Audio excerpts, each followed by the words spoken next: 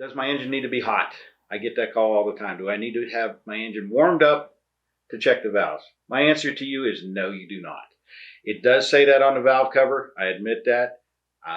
That's the manufacturer's recommendation. We do not see enough difference in lash between cold and hot to make it where you need to be uncomfortable adjusting your valves. Cold works just fine. We've been using cold since day one. I recommend to you to adjust your valves cold.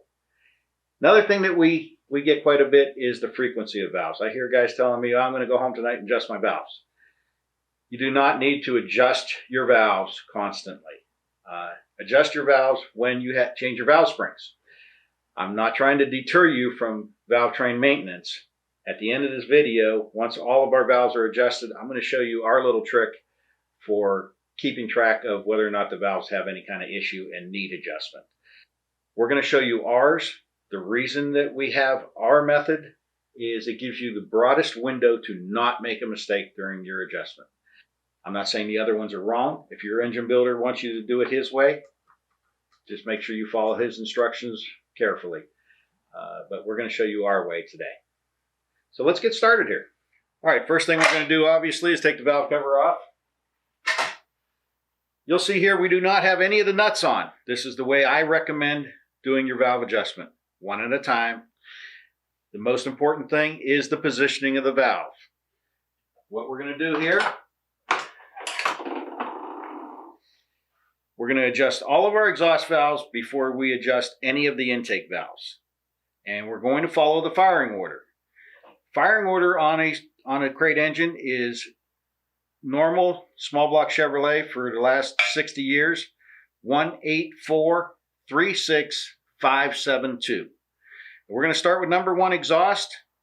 What we're going to do is we're going to watch the number 1 intake come. We're going to rotate our crankshaft in a clockwise position. I'm rotating the crankshaft right now. See our exhaust valve opening? We don't need that one yet. We're going to come to the intake valve. We're going to watch that intake valve come fully open. And when it starts on its way back down, stop. Now we're going to adjust the exhaust valve. First, I will back off the posi-lock set screw. I'm going to run the nut down until it stops. We're going to run the nut until the push rod has a light drag on it.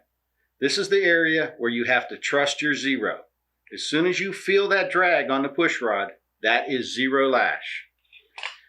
Now, we're going to add 1/2 turn,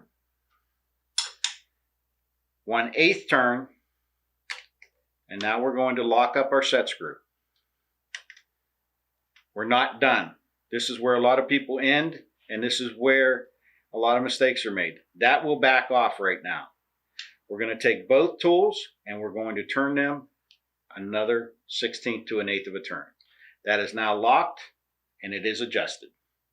Now that number 1 exhaust valve is adjusted, now we're going to move on to the next one in the firing order, number 8 exhaust valve.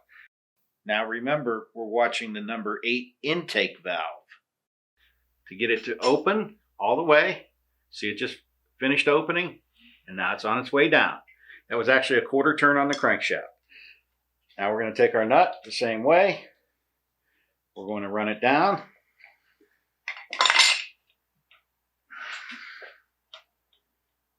And I'm feeling my push rod till there's just a light load on it. As soon as the light load, that is zero lash. Remember, you have to trust your zero. We're going to go 1/2, 1/8 of a turn. Lock our set screw. We're not done. Remember, we have to take them both another 1/16 to 1/8. Number 8 exhaust valve is adjusted. All right, we've adjusted number 1, number 8. Next in the firing order is number 4. So we're going to rotate the crankshaft. It's going to be approximately 1/4 of a turn, but we're going to verify by watching the intake valve. We're going to watch that intake valve go all the way open. You see it just topped there. Now we're watching it go back down. we're in position to adjust number 4 exhaust valve.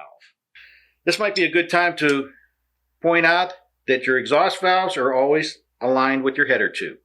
The small block Chevrolet valve arrangement is exhaust intake, intake exhaust.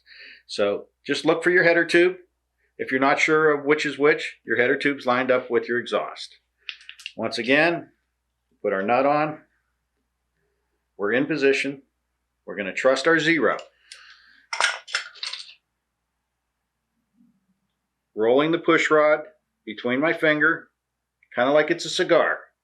As soon as I feel a load on that push rod, that's 0.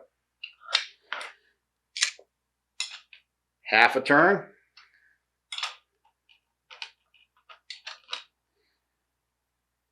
Eighth of a turn.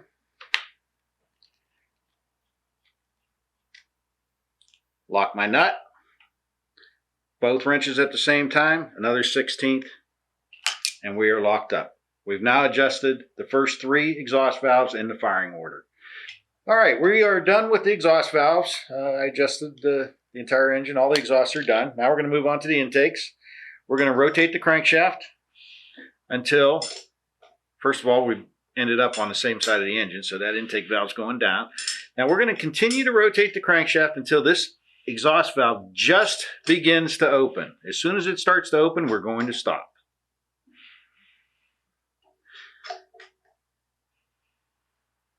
Right there. Everybody see it move? It had just started here. I'll go a little bit past so you see it. See? I'm going to back up. It's okay to back up.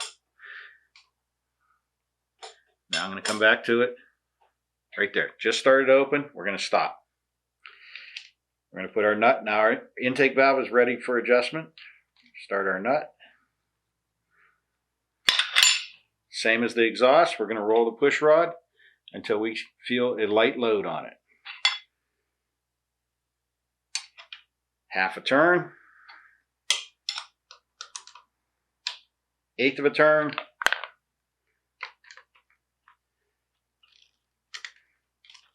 Lock our set screw. Tighten it down. Intake valve is done. Exhaust valve is done on number 1. Now number 1 is completely adjusted. And at this time I want to point out there's a lot of special tools made to do this where the Allen wrench fits down through a socket and whatnot. I'm old school. I have a 3/16 T-handle Allen wrench, an old offset 5/8 wrench off my grandpa's workbench. It works good for turning the crankshaft and adjusting the valves. Moving on to number 8, we're going to rotate the crankshaft until we just see the number 8 exhaust valve begin to open. Remember, it's already adjusted. There it is. Did we see it move? Now we're ready to adjust the intake valve. As every other time, we're going to tighten it down until the push rod just becomes snug between our fingers.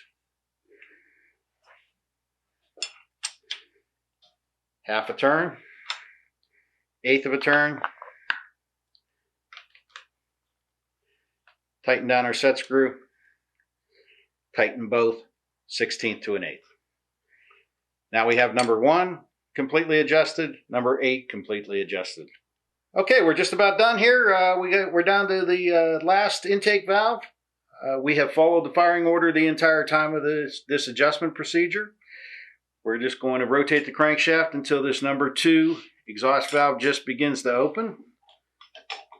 Just like so. We're going to adjust the last intake valve.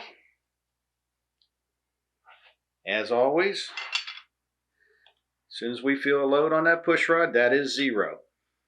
In a minute, we're going to talk about trusting your 0. Half a turn, eighth of a turn. Lock your set screw. Lock them both another 16th to an eighth. Now we have adjusted both intake and exhaust valves on the entire engine.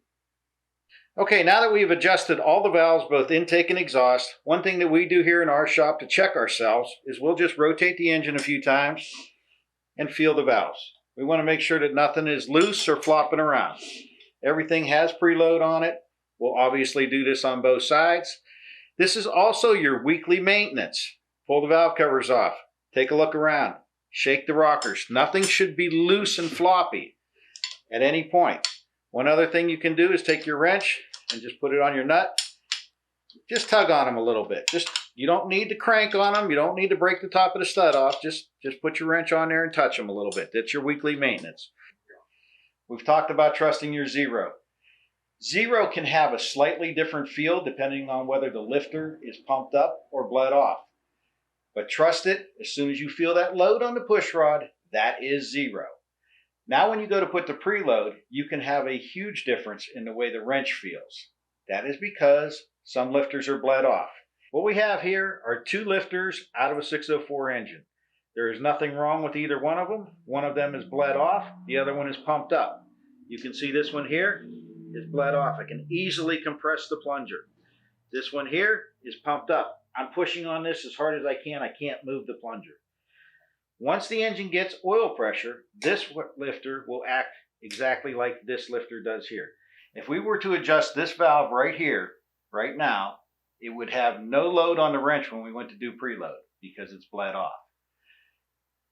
This valve right here will be pumped up and have a heavy load on the lifter. And now you know why there's a different feel to getting to your zero, and certainly when you put the preload on the valve. You have lifters that are pumped up, you have lifters that are bled off. Just trust your turns, trust your zero.